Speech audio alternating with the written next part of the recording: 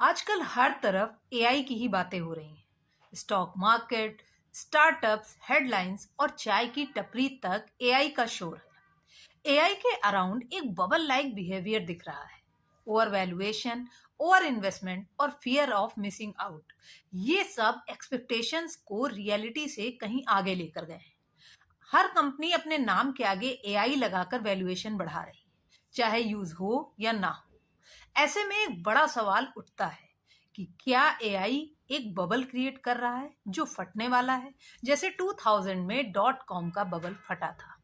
क्योंकि जब किसी चीज पर इतनी हाइप हो जाए तो बबल का डाउट होना नेचुरल है। ऐसे में हमें मार्केट में दो तरीके के लोग देखने को मिलते हैं। एक जो कहते हैं कि एआई अगला डॉट कॉम क्रैश है, और दूसरे वो जो इसे अगला इंडस्ट्रियल रेवोल्यूशन मानते हैं।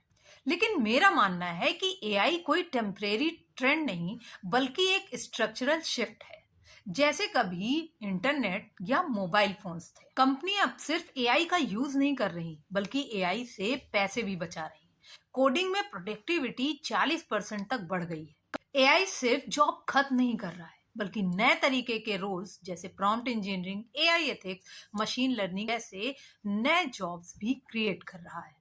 तो एआई का बबल उनके लिए फटेगा जो सिर्फ एआई टैग देखकर इन्वेस्ट करते हैं। लेकिन जो लोग वैल्यू और फंडामेंटल्स पर ध्यान देते हैं, उनके लिए ये सेंचुरी की सबसे बड़ी वेल्थ क्रिएशन अपॉर्चुनिटी है। इसलिए जरूरी है टेक्नोलॉजी पर फोकस कीजिए, हाइप पर नहीं। एआई एक लॉन्ग टर्म रेवोल्यूशन है जिस पर शॉर्ट टर्म स्पेकुलेशन की लेयर चढ़ी हुई है।